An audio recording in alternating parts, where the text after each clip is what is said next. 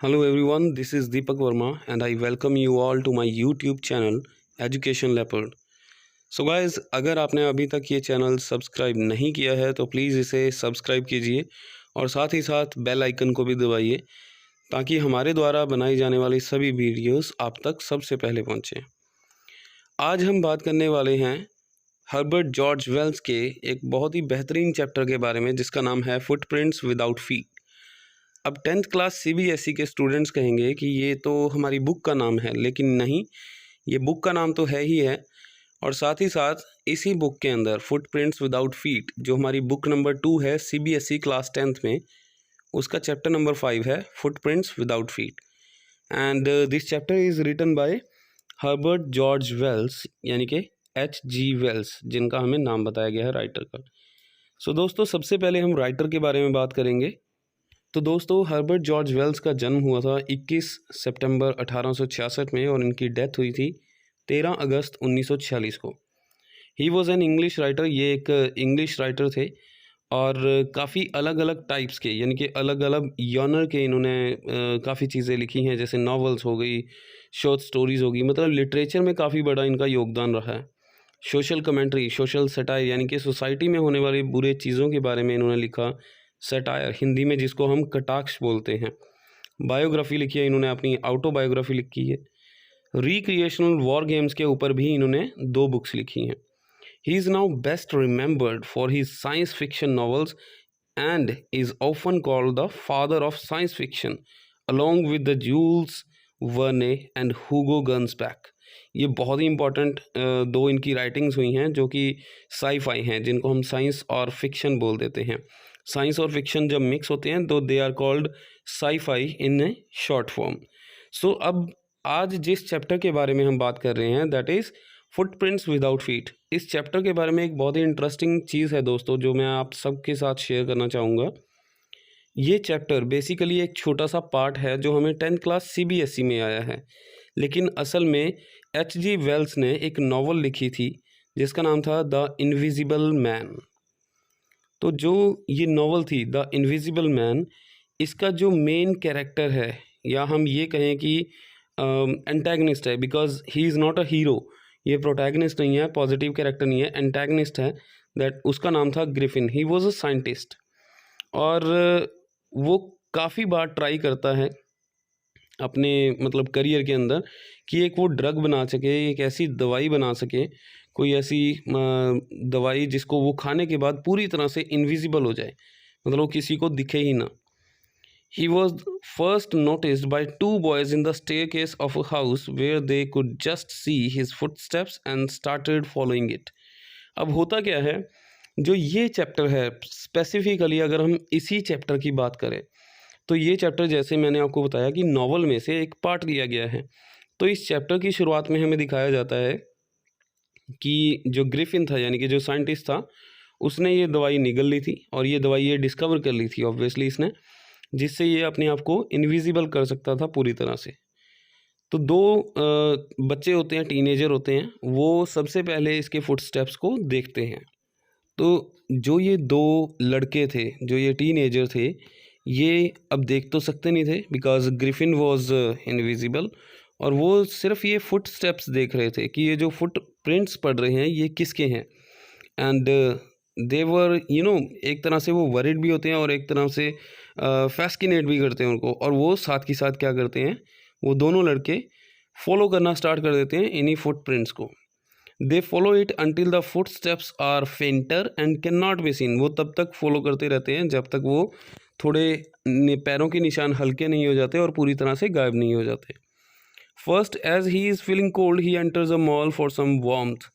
यानी कि यहाँ पे एक चीज़ हमने समझनी है कि जो ये ड्रग ली थी ग्रिफिन ने, जो ये ड्रग बनाई थी या ईजाद की थी, मैं कहूँगा इन्वेंट की थी, ये ड्रग उसने ली थी और ये ड्रग उसकी बॉडी में थी।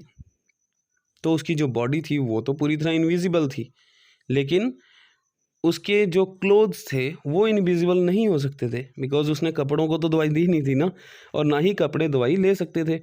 तो ये एक बहुत ही जनरल नॉलेज की बात है कि उसकी जो दवाई थी, जो ये ड्रग था जिससे वो इनविजिबल हुआ, वो उसकी बॉडी में था, तो उसकी बॉडी ही इनविजिबल थी, उसके कपड़े अगर वो कपड़े पहनता तो वो सबको दिखता कि कोई ना कोई है यहाँ पे, है ना। तो इसी वजह से वो अपने पूरे के पूरे बदन के जो कपड़े होते हैं वो निकाल देता है। अब ये स्टोरी है लंदन की। अब एंड वी ऑल नो कि लंदन के अंदर ठंड भी बहुत ज़्यादा होती है, बर्फ़ भी पड़ती है। तो उसको ये ठंड लग रही थी बहुत ज़्यादा, और वो क्या करता है, इसी ठंड से बचने के लिए वो एक मॉल में चला जाता है। पास ही में एक शॉपिंग मॉल दिखता है, वहाँ पे चला जाता है टू गेट सम वार्मथ, ताकि उसके बॉडी को थोड़ी हीट मिल सके, या फिर वो ठंड से, बर्फ़ से बच सके थोड़ा सा। तो वो इस मॉल के अंदर से क्या करता है, कुछ कपड़े उठाने की सोचता है, और सोचता है कि मैं कुछ खा लूँ, बिकॉज़ उसने कुछ खाया भी नहीं होता है काफ़ी टाइम से। सो स्पेसिफ़िकली वो मॉल में जाता है, कपड़े चुरा लेता है, एक तरह से चुराना ही कहेंगे इसको, और वहाँ से कुछ खाने की चीज़ें ढूँढता है। सबसे पहले वो कुछ कपड़ों को निकाल लेता है और कपड़ों को पहन के देखता है, एंड एक किचन में जाता है। उसी मॉल के अंदर एक रेस्टोरेंट होता है जिसके किचन में वो जाता है, और वहाँ पे जाके वो cold meat and some coffee, यानी कि वहाँ पे जाके वो कॉफ़ी पीता है, और कुछ कच्चा मांस जो वहाँ वहाँ पे पड़ा होता है, मीट पड़ा होता है, वो खाता है। Later he goes to a grocery store and eats sweets and drinks wine. तो वहाँ पे जाके कुछ मिठाइयाँ भी खाता है, स्वीट्स, चॉकलेट्स वगैरह, या फिर कोई भी मिठाइयाँ जो उसको मिलती हैं ग्रोसरी स्टोर में, वो खाता है वो, और वहाँ से वो वाइन भी चुराता है, वाइन भी पीता है। He then falls asleep on a pile of quilts. अब वहाँ पे कंबलों की एक बहुत बड़ी तह लगी होती है, जैसे बहुत ही बड़ी एक आप समझ सकते हो कि शॉपिंग मॉल है, वहाँ पे अलग अलग शॉप्स भी होंगी। तो वहाँ पे एक तह लगी होती है कंबलों की, और वहाँ पे जाके वो सो जाता है।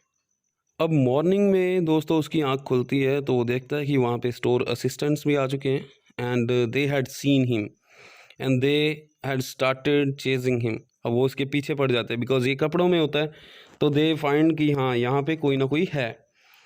तो he quickly threw away all the clothes he was wearing and became invisible again. तो फटाफट वो क्या करता है, जल्दबाजी में, वो और तो कुछ कर नहीं सकता, क्योंकि उसको पता था कि अगर पकड़ा गया तो उसके ऊपर चोरी का इल्ज़ाम भी लगेगा और उसकी पिटाई भी होने वाली थी, है ना। तो वो क्या करता है, जल्दी से जल्दी अपने कपड़े उतार देता है और दोबारा इनविजिबल हो जाता है। Then he started roaming around again without any clothes in the cold winters of London. अब वो उसी लंदन शहर में घूम रहा है विदाउट क्लोथ्स, बिकॉज सेम वही आइडिया आता है बार बार, अगर वो कपड़े पहनता तो वो सबको दिखता। तो अभी वो बगैर कपड़ों के है, और इसी वजह से उसको ठंड भी बहुत ज़्यादा लगती रहती है, और ये बेचारा अब लंदन की गलियों में एक तरह से फ्रीली घूम रहा है।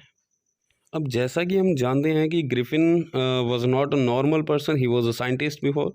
तो अब ये दिमाग लड़ाता है अपना, और ये सोचता है कि क्यों ना मैं किसी एक मतलब ऐसी जगह पे जाऊं जहां से मेरे को कुछ सूटेबल क्लोथ्स मिल सके।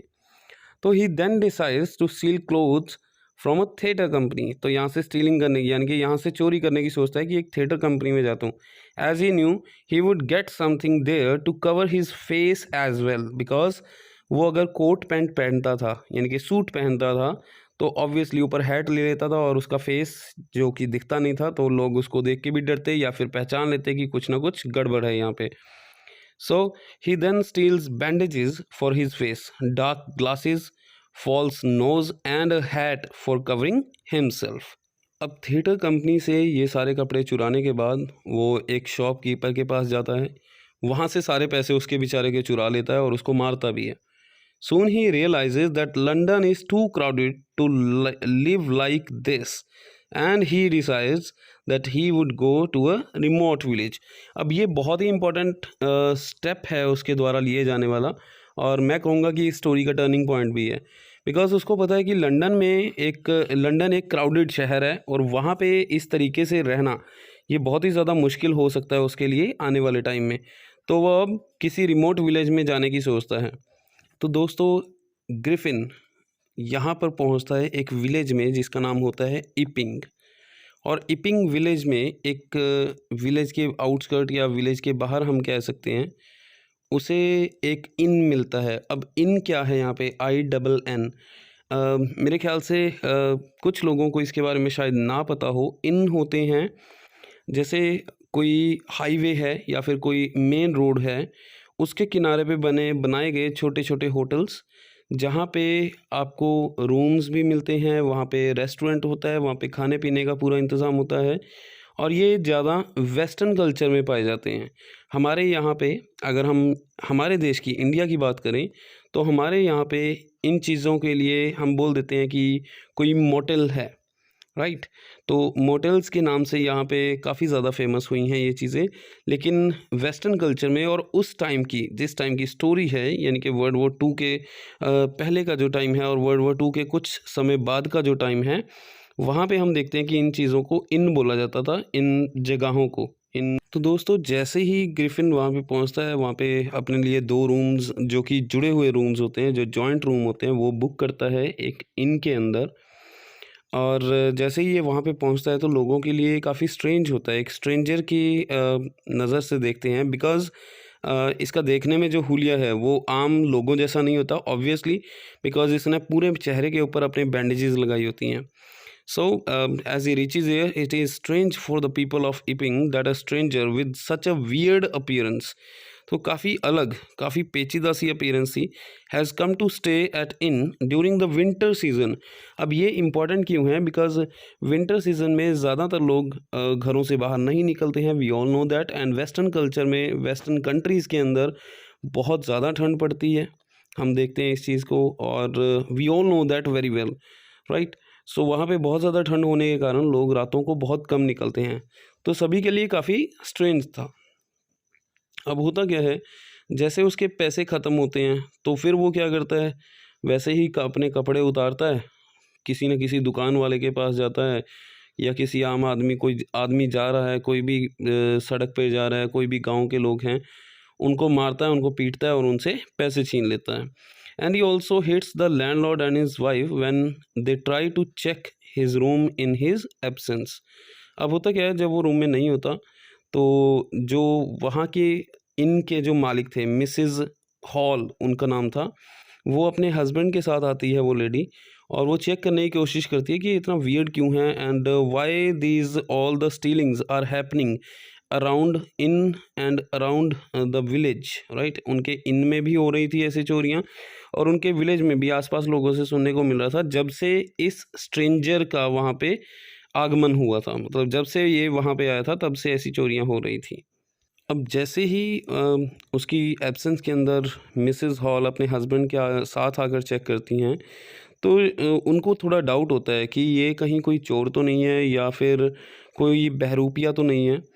सो होता क्या है, then the village constable is asked for help, but before that Mrs Hall, the wife of the landlord, asks him questions regarding who he is and what he did to her furniture, because उस कमरे के अंदर वो काफ़ी चीज़ें तहस नहस कर देता है, तोड़ देता है, शीशे वगैरह, उनके उनके जो गद्दे वगैरह होते हैं वो सारे मतलब इधर उधर हुए हुए होते हैं, अपनी हैट उतार के मार देता है वो, बिकॉज वो इनविजिबल होता है, उसको देख तो नहीं पाते, वो हैट उतार के मारता है, तो उनको सिर्फ उसके सूट और उसके कपड़ों की वजह से पता चलता है कि yes someone is there, but उसका चेहरा किसी ने देखा नहीं होता स्पेसिफिकली कि वो कैसा दिखता है, कैसा नहीं दिखता है।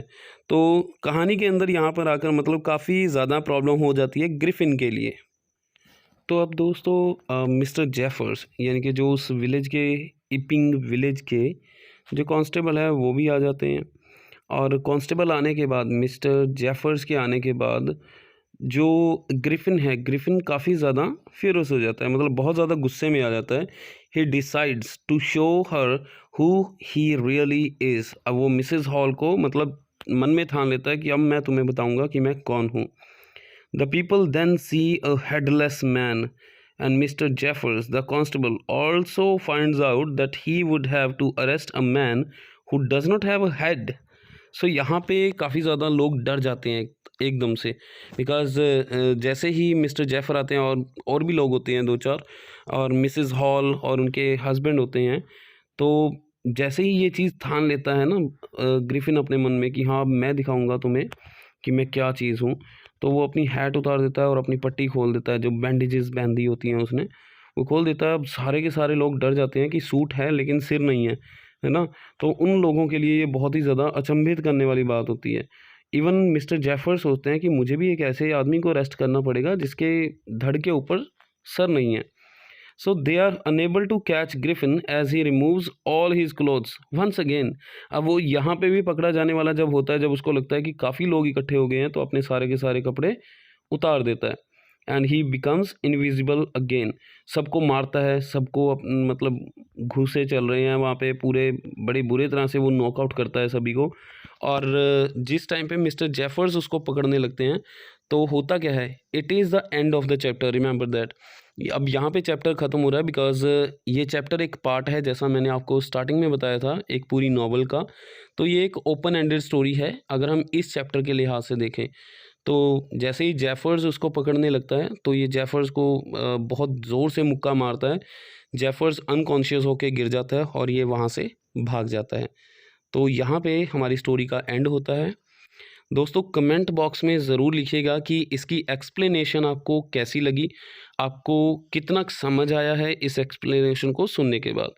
Thank you very much for your cooperation. This is Deepak Verma signing off.